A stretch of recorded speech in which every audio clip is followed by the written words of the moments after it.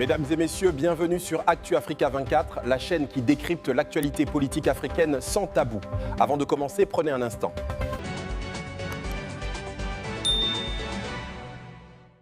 De la quotidienne info après NCI News, nous poursuivons donc le décryptage de l'actualité marquée par l'extradition de l'ex-homme fort de Ouagadougou, Paul-Henri Sandaogo Damiba, du Togo au Burkina Faso. Monsieur, on a fait un premier tour avant NCI News. On revient à vous, Eric Bayala, qui, me semble-t-il, avait un développement que j'étais bien obligé d'interrompre. Ah oui, en fait, je disais que le MPSR, le Mouvement patriotique pour la sauvegarde et la restauration, c'est de ce mouvement-là que les deux protagonistes qui se disputent le pouvoir aujourd'hui sont issus. Le pouvoir, il y a un qui exerce le pouvoir et puis il y a un autre... Oui, mais parce que Henri-Paul Damiba a eu un contentieux sur un conflit de pouvoir qui n'avait pas été résolu. Et il s'est retrouvé, comment on appelle ça, au Togo. Et je rappelle que quand il y a eu la confrontation pour que le coup d'État soit consommé, les forces qui étaient fidèles, sinon loyales à Paul Damiba, avaient quand même le contrôle de l'essentiel des institutions. Il a fallu l'intervention de l'archevêque. Ils sont même intervenus pour demander à ses parents d'aller le voir pour lui dire d'accepter, sinon est-ce que pour la paix et la... Pour éviter un bain de sang? Pour éviter un bain de sang. Et donc, c'est dans la précipitation que les négociations se sont faites et qu'il s'est retrouvé au Togo. Mais en même temps, la posture du capitaine Traoré et de son régime vis-à-vis de Damiba arrive quand même à me gêner un peu. Pourquoi? Ils se plaignent de ce que faire un coup d'État est mauvais.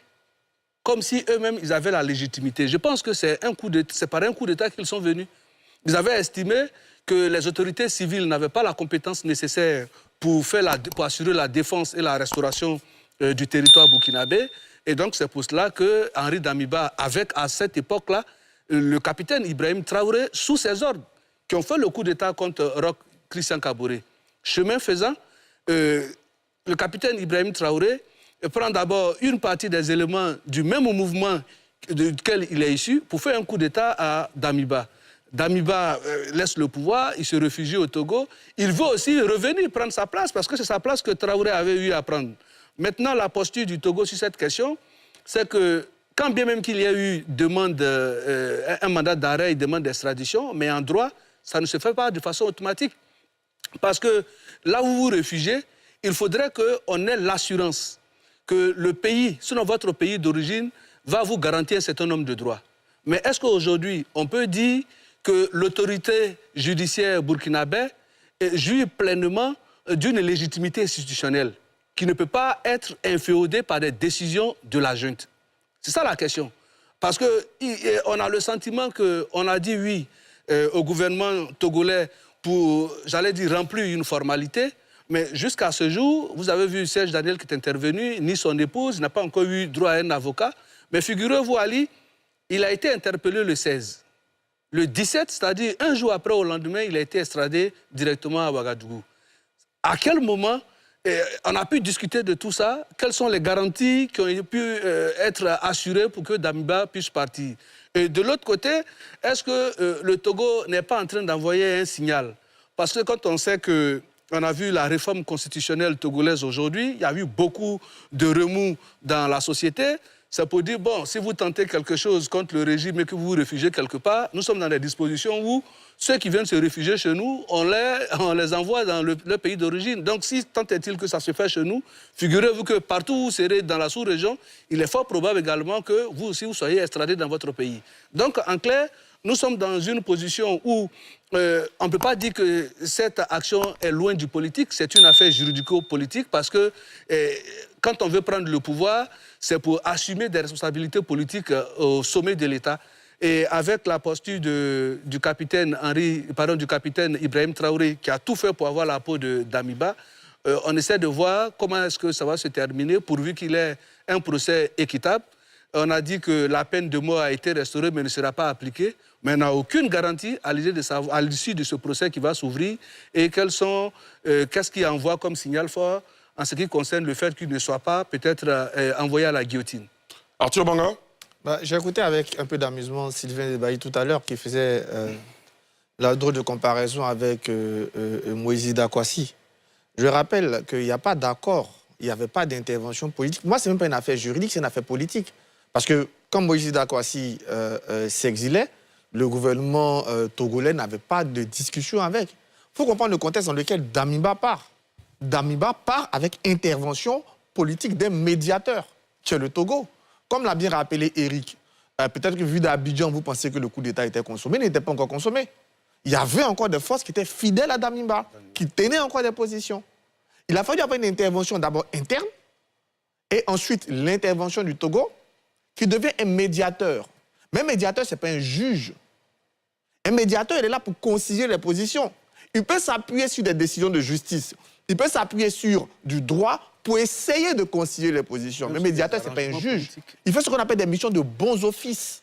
Et on demande au Togo, dans ces conditions, d'être un médiateur comme le Togo est en train de le devenir. Ce qui n'est même pas si mauvais comme le Togo dans sa position avec l'AES. C'est bien qu'il y ait des pays qui permettent cette discussion entre la CEDEAO et l'AES. Parce que si on n'a pas le Togo, si on n'a pas de médiateur entre la CEDEAO et l'AES, c'est la catastrophe. Donc aujourd'hui, oui, pour moi, c'est d'abord une décision politique. Et puis l'idée n'est pas de renverser IB, ça ne sert à rien aujourd'hui. Si le Togo a eu des preuves aujourd'hui que Damiba est impliqué, en ce moment-là, je demande aux Togolais d'être des politiques. Serge Daniel, votre confrère, vient de nous révéler que le monsieur demandait à aller aux États-Unis depuis 2 ans. Mais voilà, Dieu merci, il y va. La portion du Togo devait de dire, de rassurer son partenaire, on ne sera pas une terre de déstabilisation. C'est normal si le Burkina estime que sur le territoire togolais, il y a quelqu'un qui le déstabilise, c'est normal que le Togo lui amène des garanties. Donc, il n'y avait pas d'accord au temps de Lida Kouassou de n'importe qui. Là, le Togo en position de médiateur. Deuxième chose, la justice. On est dans un régime d'exception. On n'est pas dans une république. Donc, dans un régime d'exception, je comprends qu'on peut avoir la prudence de l'hypothèse, mais le fait qu'on soit dans un régime d'exception, on ne peut pas livrer quelqu'un à un régime d'exception.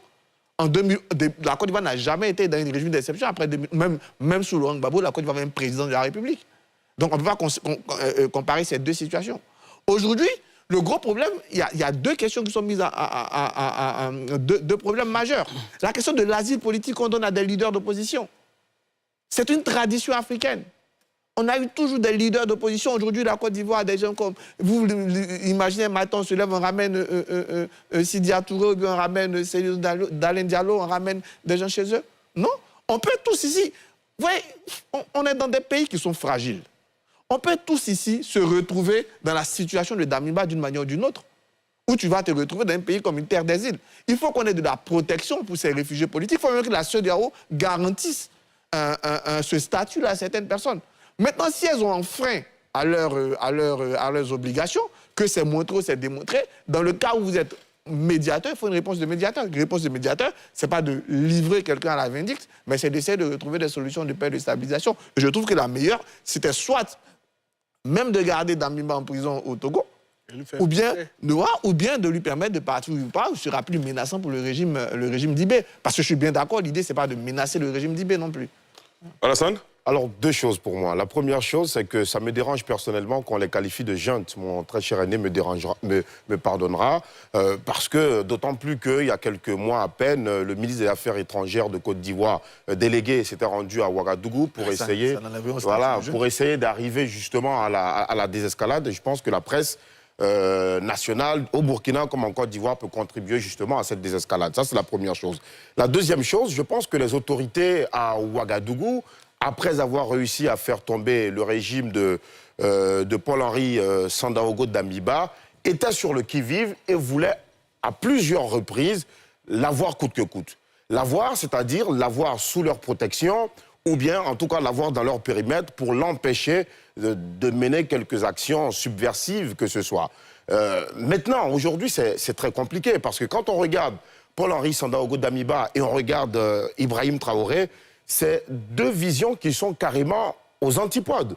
Paul-Henri Sandaogo Damiba, il l'a dit à plusieurs reprises, il est contre le fait que dans la sous-région ouest-africaine, certains États quittent la CEDEAO et se réunissent pour créer donc de nouveaux cercles d'influence. Il est contre ça. Il a même dit clairement dans une interview qu'il ne voudrait pas que nos pays se retrouvent comme en 1884 à Berlin. Il n'en veut pas.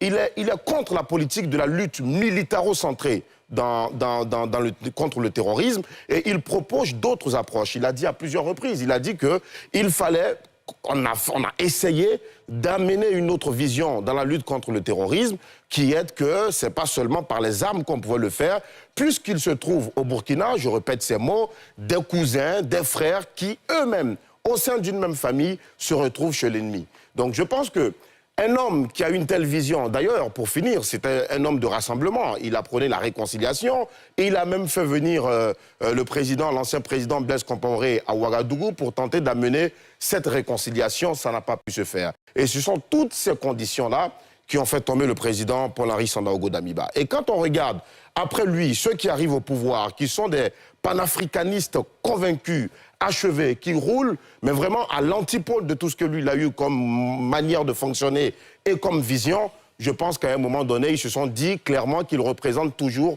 une menace. Le Togo, je ne vais pas revenir sur les brillantes interventions qui ont été déjà faites sur le Togo. Je suis juste contre l'avis de mon cher aîné parce que Sylvain Guédé-Debailly, j'estime que un régime qui a déjà commencé à diffuser depuis des semaines des témoignages de personnes impliquées dans le coup d'État à la télévision nationale, matin, midi et soir, et sur les réseaux sociaux, le ministre de l'Intérieur et de la Sécurité qui a lu un communiqué, qui a désigné clairement Paul-Henri Sandaogo Damiba comme étant le cerveau de cette tentative de coup d'État qui viserait aussi à éliminer le président en exercice et plusieurs autres cadres du pays, c'est par extraordinaire qu'il aurait droit à un procès équitable. D'ailleurs, il a été pris, sa famille, Serge Daniel l'a dit, n'a aucune nouvelle de lui, il est sans avocat, donc ça veut dire qu'on part déjà mal, il ne faut pas rêver d'un procès équitable, tout ce qu'on pourrait espérer, c'est que la peine de mort, l'absence de peine de mort que les Togolais ont dit dans leur communiqué soit vraiment respectée.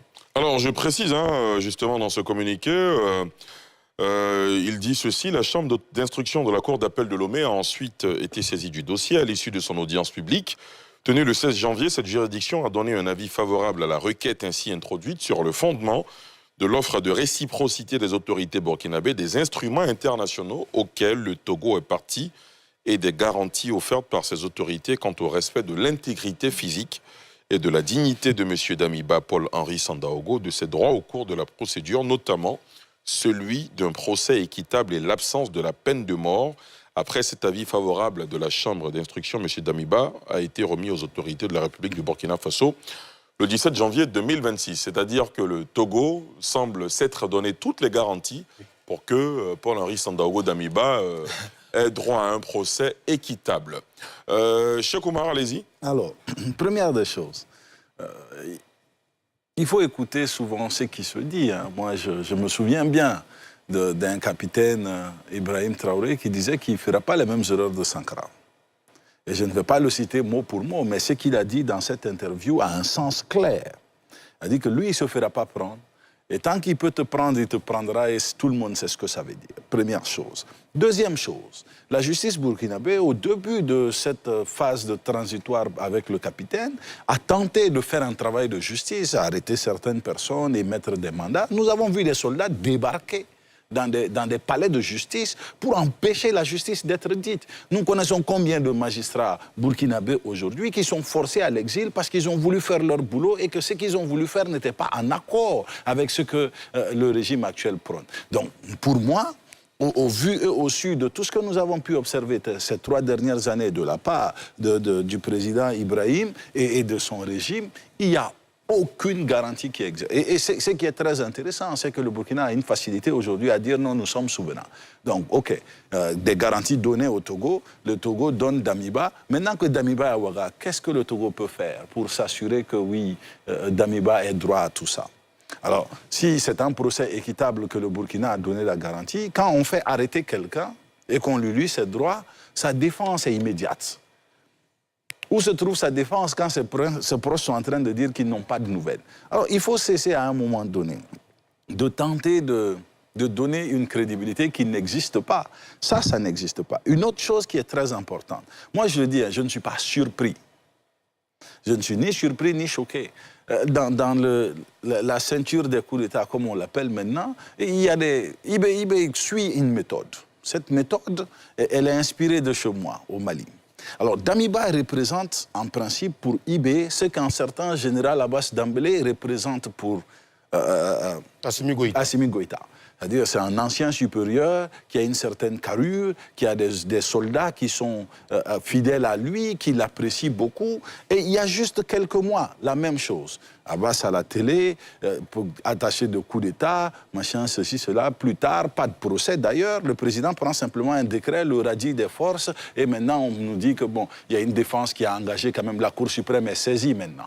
Mais là-bas, ils n'ont pas encore eu de procès pour le moment. Ils sont d'ailleurs radiés des forces. Donc ça, vous avez vu qu'à chaque fois qu'au Mali, on fait ce type de choses, quelques petits temps plus tard, on voit la même chose se répéter au Burkina. Et c'est les mêmes narratives, pas seulement que militairement. Au Mali, nous, en 2021, on nous a parlé des centrales nucléaires. En 2023, on en a parlé au Burkina. Et je peux vous citer une vingtaine d'exemples comme ça, où c'est à peu près du copier-coller de part et d'autre. Donc, en réalité, miser sur ça, c'est vraiment fermer les yeux sur la réalité.